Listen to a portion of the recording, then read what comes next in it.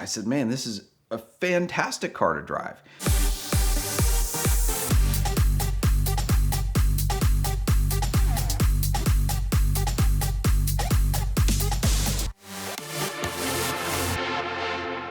One of the most common questions I get asked is, what's the best car to buy for a certain budget? So I compiled a list of what I thought were the 11 best Porsches that you could buy for under 100 grand. Now, I should be 10 best, but I'm not David Letterman and I couldn't narrow it down. There was just 11 that I would really want to have within that budget. Now, this game got intensely harder in the last 3 months, and I think I made this list back in like March, before the COVID round 2 inflationary market has driven a lot of these cars up into the unobtainium realm. So there may be some people that will bring a trailer whores that are gonna debate my valuation on some of these, but essentially I'm going to use the values that I came up with a couple months ago, because there is an ebb and flow to these values, and I think most of them you could still get an Ed Bullion example within the budget specified. One of them, I think, is a Porsche 993 C2S. Now, a lot of people say, wow, you gotta get the C4S because it's got the turbo brakes. Who freaking cares? The C2S is a rear-wheel drive, wide-body, naturally aspirated 911, which is incredibly rare in the Porsche lineup. There are very few non-GT, non-turbo cars that were wide-body and rear-wheel drive, and usually they were special models. So I think the C2S, correct me if I'm wrong, because somebody will on the internet, but I think it may be one of the first, if not the first, wide-body rear-wheel drive, normally aspirated, non-special edition cars in Porsche's lineup. And for that, it's special. And I happen to like rear-wheel drive cars far better than all-wheel drive cars for their handling capabilities. The all-wheel drive just adds weight and understeer, and yeah, you can get on the gas a little bit sooner out of the apex, but who really friggin' cares? Rear-wheel drive is superior. Now, if you want to say, okay, well, the C2S is more than 100 grand now, which it probably is in the last 30 days, you can just go out and buy a 993 C2. In fact, the C2S and the C2 were very similar. They had the exact same engine. There was no power bump in the C2S, and the C2 gives nearly the same driving experience as the S for far less dollars spent. Number 2, again, no particular order, would be a modified Porsche 964. Now, why modified? Well, because stock in some cases is kind of boring, and I think the 964, while it was a vast improvement over the Carrera 3.2, it also was a step in a different direction. They softened the car quite a bit, they added weight, they added airbags, and it was a totally different design. And I like lighter weight cars with a little bit more feedback, and that's easily accomplished in the 964 with a set of like Bilstein PSS9, some light suspension and exhaust modifications. It really kind of makes that car more alive. And the good thing is with modified cars is it doesn't usually increase their value, because collectors pay big premiums for totally stock cars. So that just makes that car a little bit more fun to drive. You can't get a 964 RS America anymore for under 100 grand, but you could kind of build your own with a stock 964. And of course, again, I take a Carrera 2 rear-wheel drive coupe. And interestingly enough, with the convertibles, the old car dealer saying used to be, when the top goes down, the price goes up. Well, in the case of the 964, that's true, but of the price of repairs, because the top components are extremely expensive on the 964s. In fact, I think each latch motor on each side of the 964 is $1,200, give or take. And they look just ridiculously ugly with the top up and the top down. They square off the lines, whereas the coupe has that traditional 911 sloping C-pillar, and they look terrible with the top down. They're big, chunky tops, kind of like the Aston Martin convertibles, and even with the tonneau cover on, it's just not a nice flowing look. So I'd all day go for the 964 coupe. Number 3, in no particular order, and this is one of only 2 turbocharged cars on the list, because I am a normally aspirated guy. I like to feel the engine, I like kind of the linear power that it gives you, and I like just, communicating with the car in a more direct fashion rather than the turbos, which just are kind of on and off, especially in older cars. And I like the exhaust notes of normally aspirated cars better as well. I drove a 997 turbo cab through the Smoky Mountains with my wife, and while it was somewhat fun, it was maddening going through the tunnels because the car sounds like a loud vacuum cleaner. And it, when I got on the gas, it felt like my brains were being sucked out instead of listening to a glorious flat six growl just resonating off the sides of the tunnel. So for a few reasons, I'm not a big fan of turbocharged cars, but one on this list is a 930. Now, again, I would go modified only because a stock 930 was nicknamed the Widowmaker for good reason. The turbo is literally an on and off switch, and it's a rear-wheel drive car. The 4-speed gearbox in that car, unless you get an 89 with the G50, which is definitely not under 100 grand, just is terrible gearing. The 4-speed in any car is awful transmission. So I would get a nicely modified 930, the K24 turbochargers and upgraded intercoolers,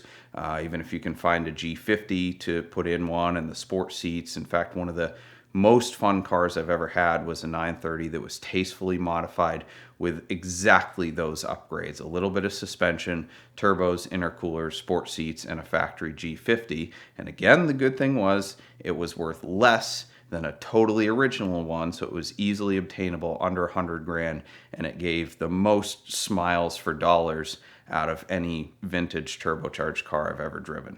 So I'm gonna do a twofer right here, but 2 of my top 10 cars on this list are Boxster Spiders. Now, the first one would be a 2011-2012 generation. Now, Boxsters are kind of looked down upon by Porsche-philes because they're not 911s, but when the Cayman was released in 2006, Andreas Pruninger actually admitted somewhere in print somewhere that the Cayman was the best chassis that Porsche made. Now, they obviously couldn't make it have as much power or be as capable as their 911 because that's their flagship model. So it was always kind of, detuned because it had to be cheaper and slower and all that than the 911. But they've come really close with the GT4s and the Boxster Spiders. And it's a mid-engine platform, which is far better for handling than a rear engine anyway. So you're starting from a better base. But what they did with the Boxster Spider is they only bumped the horsepower by 10. So it wasn't that impressive from a statistics standpoint, but they thoroughly massaged the suspension. They lowered and stiffened the springs, stiffer anti-sway bars, lighter wheels. They had the optional sport bucket seats. They deleted the air conditioning. They got rid of a functional top, and they cut a couple 100 pounds out of the car. And it was actually the lightest Porsche in their lineup, and I think it was the lightest Porsche they had made for like 20 or 30 years. I mean, for an incredible amount of time. Colin Chapman really started the philosophy of lighter is faster. Colin's old Lotuses were bare bones, tiny cars with not much power, but he would win races because his cars were light. And any weight you add, you have to then move around more. It's got to get around the corner faster. You need more horsepower to get it off the line faster. You need bigger brakes to stop it faster. And with the Boxster Spider, they went completely the opposite direction. They said, let's just pull weight out of it any way we can. And that made for an absolutely incredible driving experience. Probably one of my favorite Porsches to drive of all time. On the opposite end of the spectrum is the 981 Boxster Spider. That was 2016, and it was essentially the convertible version of the Cayman GT4. Very, very similar, slightly different suspension from the GT4, but it utilized a 3.8 liter Carrera S motor. So with this Boxster Spider, instead of trying to shave a ton of weight, they shaved a little bit of weight and just added a lot of power and brakes and suspension. And it worked brilliantly in a different way. The car still had incredible handling and feedback, had a lot of power. Whatever they did to tune that S motor and that exhaust made it sound absolutely glorious. I think it is one of the best sounding Porsches that's been made in recent years, and it makes it a joy to drive. Now, a lot of people complain about that car because they say, oh, the gearing is too long. It's a bunch of horse crap. I think that's a little bit of a silly complaint on that car. I think the gearing is perfect for the power band in that car and for its intended use. The next two are really incredibly obvious picks if you, one, know Porsches, and two, know me. It would be the 996 and the 997 GT3. Both are incredible in their own right, and they probably follow the same kind of philosophy a little bit as the differences between the 981 and the 987 Boxster Spider. The 997 is a vast improvement technically, but the 996 offers a more direct driving experience. Both of them are pretty much nanny free. The 997 just has traction control, no stability control in the first generation. They're 3.6 liter Metzger engines, which we all know that word. Those are famous, tried and proven racing blocks, and they don't have IMS failures, and they're pretty much indestructible motors that give a glorious sound and have a beautiful power band, and you can rev them to 8,400 RPM, and they're just some of the best cars ever made. Now, the 997s are starting to get priced out at well over 100 grand now, but I've still seen a few here and there at under 100 grand recently, although again, they may be clapped out Ed Bolian style cars, but they still are attainable, and those markets ebb and flow, so they'll be under 100 grand and attainable again in the future. But I think those are two of the best 911s ever produced, and some of the best drivers' cars on the planet, and they are available under 100 grand. The second turbo car that I would pick is a 996 GT2. Now, the 996 doesn't get a lot of love in the Porsche community, although they've been coming back lately in value, but the GT2 is a fantastic rear-wheel drive turbocharged car, probably one of the first actual widowmakers because it has enough power to really kill you, unlike the 930s that kind of coined that term. But it's a really engaging car, lightweight, direct, and is a pleasure to drive, and they're very easy with the bulletproof block to modify to 700, 800, 900 horsepower fairly easily before you even have to get into doing upgraded engine internals. Those are, again, getting very hard to acquire under 100,000, but a clapped out example of one would still be more than fun to drive. Another one I'd pick, and this would be more of a daily driver, would be the 997 GTS in a manual. A lot of people say that the 997 GTS is kind of the middle ground between a Carrera S and a GT3 to not be as hardcore as a GT3, but still give you that feedback, that driving experience. I disagree. I think it is more, if a Carrera S is here and a GT3 is here on the raw spectrum, a GTS is here. It's maybe a quarter of the way there. So it's nothing like a GT3 at all. It is just a slightly tuned up Carrera S, but it's a fantastic car for daily use, for maybe a slightly more engaging driving experience without the rawness and the overkill of the GT3, and you can still take it to the track and have fun, and it's kind of a good enough car. Now for a front-engined example, and it is not the Panamera, it is a 968. So the 968 was the successor to the Porsche 944, and I would not pick a 944 turbo. I call those the torqueless wonders. They're an on-off switch of power, but I do like the platform. Porsche guys all brag about the 944, how it's perfect 50-50 weight distribution with a transaxle in the rear, and the 968 essentially improves upon the 944, both in styling, and they fixed the lack of torque problem because they went from a 2.5 liter inline four to a 3 liter 16 valve inline four, which really packed a punch. It actually had some torque,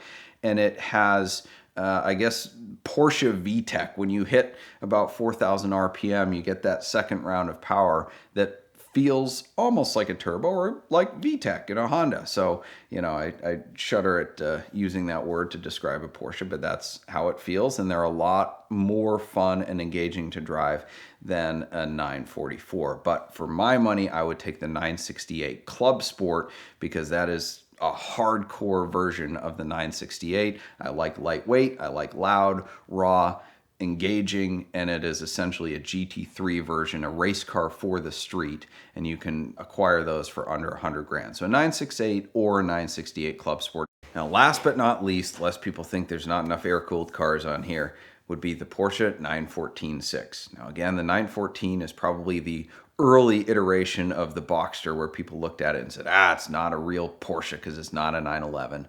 And I used to think the same thing too. I used to make fun of them for their typical, well-known rust issues where you'd have to lift up the center of the car to close the door if the targa top was off. But then I drove one and I was converted. I said, man, this is a fantastic car to drive.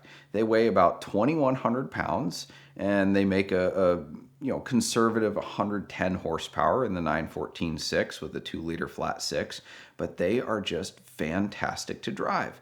And the thing that kind of cemented me on liking that car as a part of Porsche history is I looked at the side profile of a Carrera GT, and it is striking in its resemblance to the side profile of a 914-6, obviously with more vents and curves and all that, but the proportions are the same. Not that I would compare a 914-6 to a Carrera GT by any stretch of the imagination, but it is a wonderfully enjoyable car to drive and a lot of hilarious fun in a lightweight package for under 100,000. So there's my list of 11 best Porsches under 100 grand. They may not be the next big thing, but they could be your next big thing in your garage. Premier Financial Services has been a sponsor of the VINwiki YouTube channel for the last 4 years, and we love them for that, but we also love their Simple Lease. It's one of the most powerful tools in the world of exotic car financing. It allows you to minimize your payment, minimize your down payment, have the flexibility to move in and out of cars, and take all of the advantages that are available to a leasing structure. So check them out at the link in the description below. We appreciate their continued support of VINwiki, and since you heard about them last year on the channel, they were actually acquired by First Financial Bank USA. And what does that mean for you? It means they're now larger than any of the other exotic car banks you may have heard of. They can move faster, buy more deals, and give you even better customer service. So thank them for their continued support of VINwiki and use them as your tool to buy your dream car soon.